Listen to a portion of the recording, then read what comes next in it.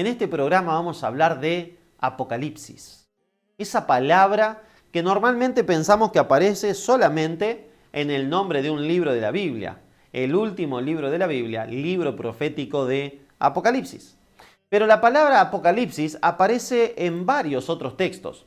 Por ejemplo, aparece en Lucas capítulo 2, versículo 32, en Romanos 2:5, Romanos 8:19, Romanos 16:25. ¿Sigo? Sigo. 1 Corintios 1:7, 1 Corintios 14:6, 1 Corintios 14:26. También Apocalipsis aparece en 2 Corintios 12:1, 12:7, en Gálatas 1:12 y Gálatas 2:2. También Apocalipsis aparece en Efesios 1:17, Efesios 3:3, 2 de Tesalonicenses 1:7. También Apocalipsis aparece en 1 de Pedro 1:7, 1:13, 4:13 y también aparece en Apocalipsis capítulo 1, versículo 1. En todas esas palabras, en todos esos versículos, aparece la palabra Apocalipsis. La palabra Apocalipsis es una palabra que se traduce como revelación o manifestación. Por ejemplo, en Lucas capítulo 2, versículo 32, la palabra Apocalipsis dice así: luz para apocalipsis a los gentiles y gloria de todo tu pueblo Israel. Luz para revelación a todos los gentiles. Así que Apocalipsis, en Lucas 2:32, en la versión Reina Valera 1960, se traduce como revelación. ¿Sí?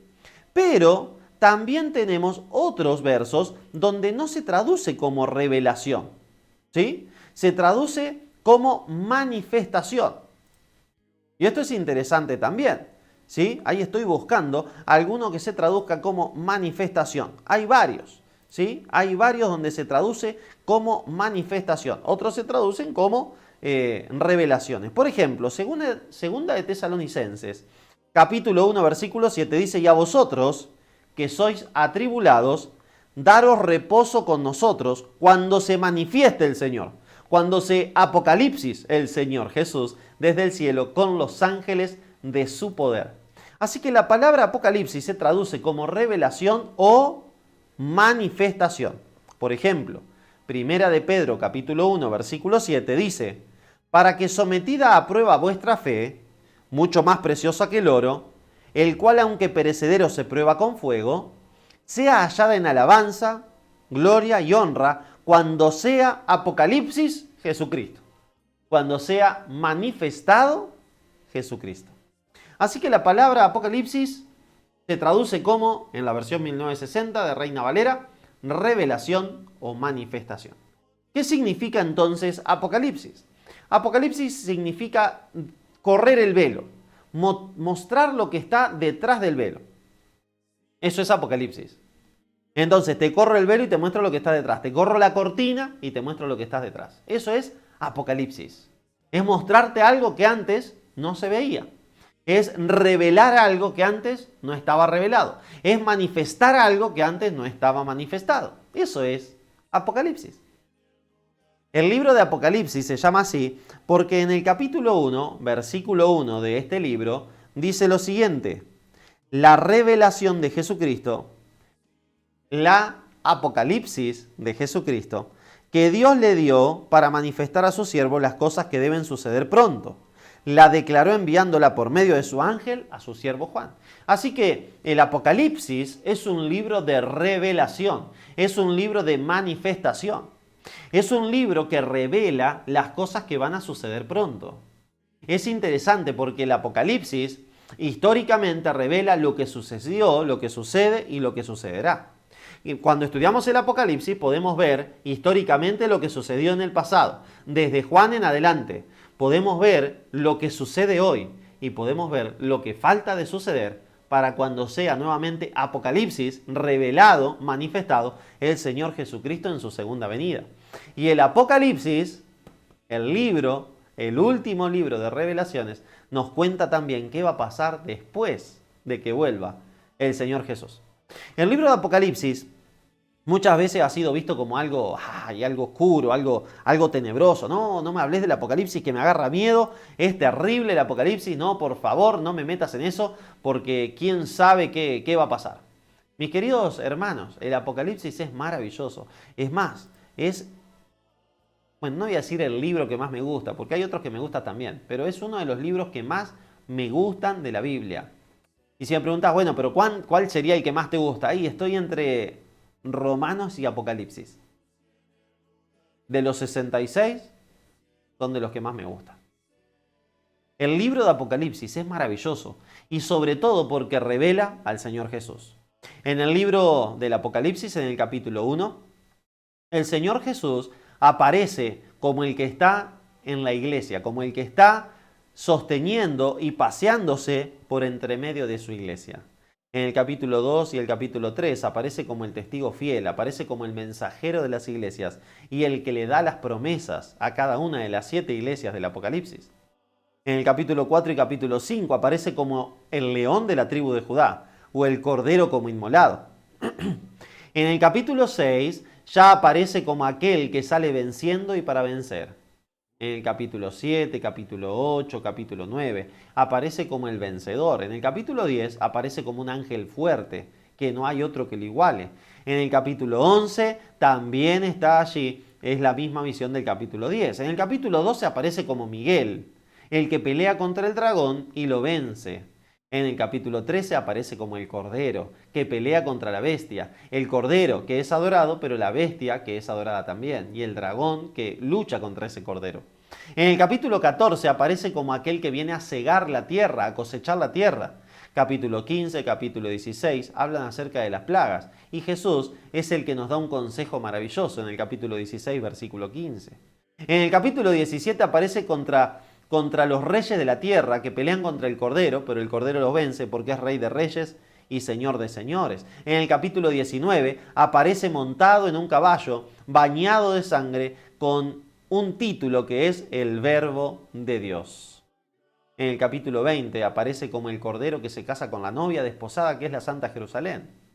En el capítulo 21, 22 aparece también como aquel que es el alfa y el omega, el principio y el fin. El libro del Apocalipsis revela a Jesús. El libro del Apocalipsis habla acerca de Jesús. Sí, está bien, habla de bestias, sí, habla de la primera bestia, de la segunda bestia, de una bestia que surge del mal, de otra bestia que surge de la tierra, habla de un dragón con 7 cabezas, habla de una mujer que es maravillosa, hermosa y que es la iglesia verdadera, habla de una mujer que es una prostituta que está sentada sobre el dragón de 7 cabezas y es la iglesia falsa o apóstata. El Apocalipsis habla de cosas que a veces parecen raras porque hay que interpretarlas proféticamente, pero el Apocalipsis sobre todo de lo que habla es de Jesucristo. El Apocalipsis sobre todo habla de nuestro Salvador y Señor Jesucristo. Por eso es tan hermoso el Apocalipsis. ¿Por qué? Porque nos revela, nos manifiesta cosas maravillosas. ¿Sí? Así que el Apocalipsis es una palabra que significa revelación o manifestación. Hoy me gustaría con vos recorrer ciertas promesas que existen en el libro de Apocalipsis. Recorrer ciertas promesas que tocan nuestros corazones, porque Jesús mismo está dando esta promesa a su iglesia. Vamos a ir al capítulo 2 y vamos a leer juntos la primera promesa que se le da a la iglesia de Éfeso. ¿Sí? Cada mensaje a cada iglesia tiene promesa. Si nunca estudiaste el Apocalipsis, podés hacerlo con nosotros. ¿Sí? Si estudiaste la Biblia ya con alguno de nuestros cursos, ya sea la Biblia Habla o la Fe de Jesús, podés estudiar las profecías con nosotros. El curso de profecía consta de 2 episodios, el de Daniel y el de Apocalipsis. Si todavía no estudiaste las profecías de la Fe de Jesús o de la Biblia Habla, necesitamos que antes de estudiar las profecías, ¿sí?, estudies el curso de la Biblia Habla o de la Fe de Jesús. ¿Por qué? Porque está la base para entender el curso de Daniel y el de Apocalipsis. Si ya lo estudiaste, ya podés arrancar. Si te querés inscribir, hacelo al número que aparece en pantalla. Escribile a nuestra secretaria y decí, quiero tomar el curso del Apocalipsis, de las profecías. Y ella te va a preguntar, ¿ya hiciste el curso de la Biblia Habla o de la Fe de Jesús?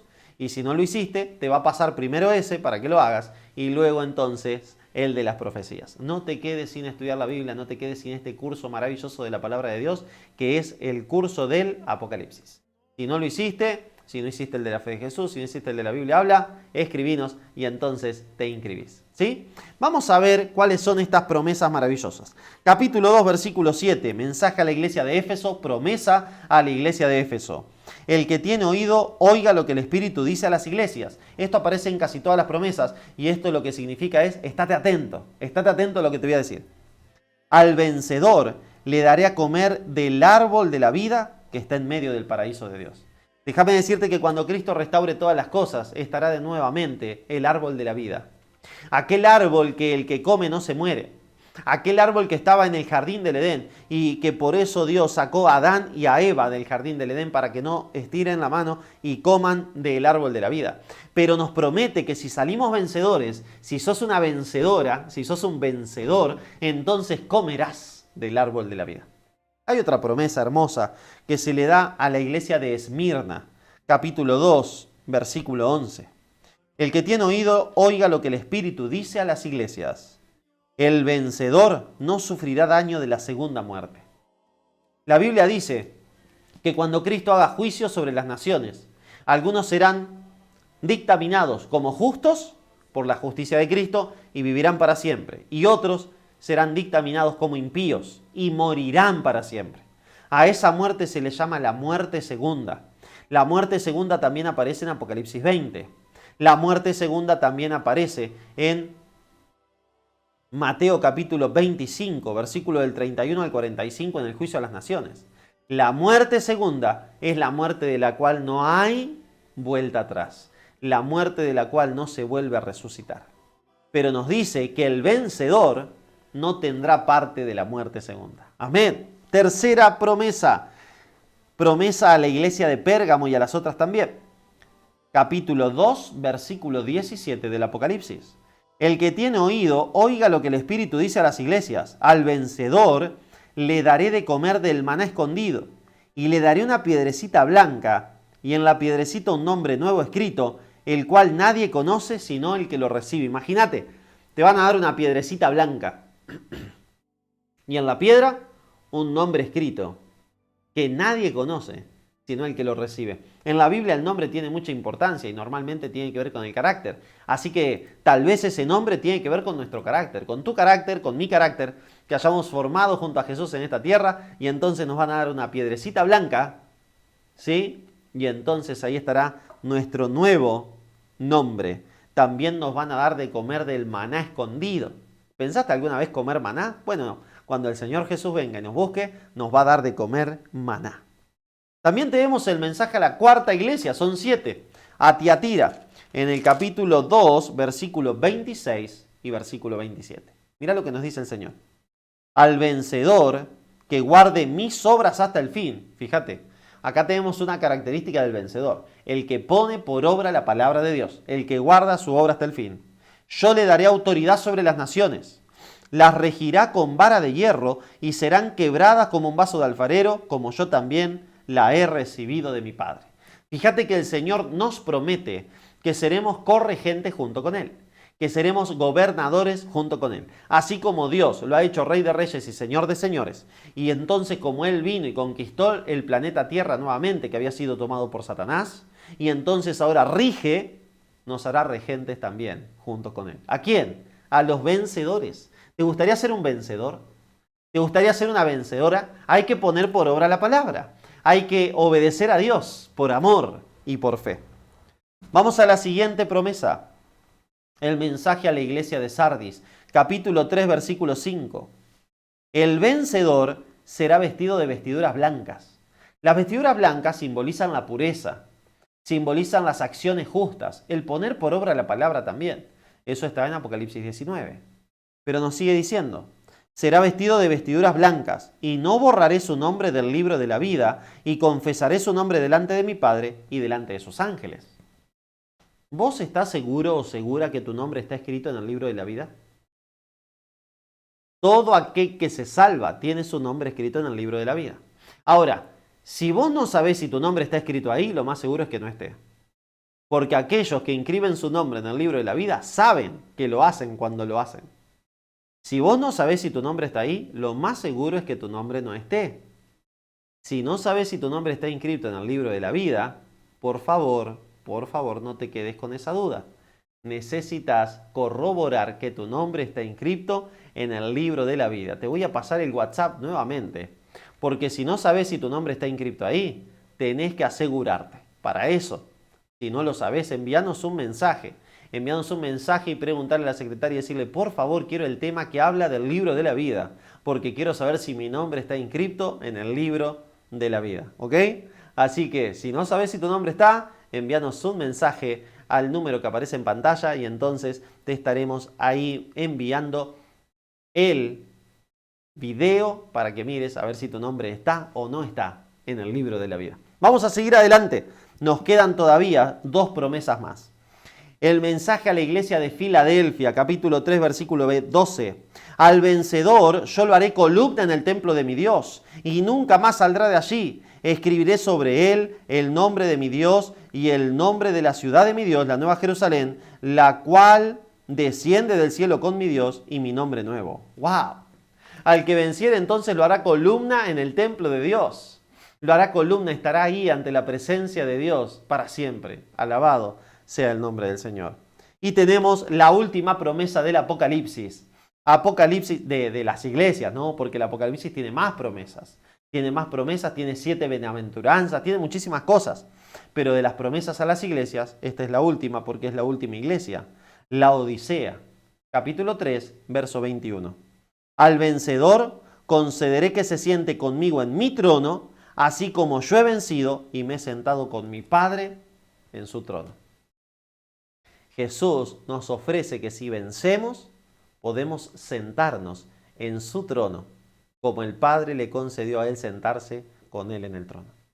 Mi querido hermano, mi querida hermana, amigo, amiga que estás ahí presente, ¿te gustaría ser parte de estas promesas? ¿Te gustaría disfrutar con el Señor, de comer del árbol de la vida, de comer del maná escondido, de disfrutar de esa piedrita blanca, de ser columna en el templo de Dios, de disfrutar del árbol de la vida, de disfrutar de la eternidad junto con Jesús, de regir con Él a las naciones? ¿Te gustaría sentarte en su trono? Bueno, para eso necesitamos ser vencedores. Necesitamos vencer esta lucha diaria que tenemos contra nosotros mismos y contra el enemigo, contra el pecado. Necesitamos vencer esta lucha diaria. ¿Y cómo la vencemos? Como dijo Jesús. Mateo capítulo 16, verso 24. El que quiera venir en pos de mí, niéguese a sí mismo, tome su cruz y sígame. ¿Qué significa negarse a uno mismo? Rehusar asociarme conmigo mismo, rehusar hacer mi propia voluntad y hacer la voluntad del Padre Celestial. ¿Te gustaría hoy decirle al Señor, Señor, quiero ser vencedor, quiero ser una vencedora, quiero vencer mis pecados, quiero vencer mi naturaleza, quiero negarme a mí mismo, quiero tomar tu cruz y caminar contigo cada día, quiero hacer tu voluntad, quiero ser un vencedor, quiero comer del árbol de la vida cuando vengas, quiero ir a la eternidad, quiero ver mi nombre nuevo? Señor, quiero disfrutar de la eternidad junto a ti. Si ese es tu pedido, si eso le querés decir al Señor, vamos a orar juntos. Querido Señor, gracias. Gracias una vez más por tu palabra. Gracias porque tu palabra nos habla. Gracias porque tu palabra nos muestra apocalipsis, revelación, manifestación. Tu palabra se manifiesta entre nosotros y hemos visto hoy 7 promesas maravillosas para nosotros. Queremos participar de esas promesas. Queremos que se cumplan en nuestra vida, Señor. Y vemos que tenemos que poner tu palabra por obra. Vemos que tenemos que ser vencedores. Tu palabra dice en Romanos 8 que podemos ser más que vencedores en Cristo Jesús. Señor, ayúdanos a ser vencedores en Cristo. Ayúdanos a obrar por fe. Ayúdanos a negarnos a nosotros mismos y a hacer tu voluntad. Te lo pedimos en el santo nombre de Jesús. Amén y amén, Señor. Amén. Mis queridos amigos, mis queridos hermanos, que Dios les bendiga. Que el Señor los acompañe. Vamos a compartir buena música, ¿sí? Un videíto, buena música antes de dormir. Vamos a compartir también, ¿sí? Una invitación. La invitación es a que te inscribas a los cursos bíblicos. Si no hiciste ninguno, inscríbete. Y la otra invitación es que si este mensaje te gustó, si este mensaje te sirvió, por favor, compartilo.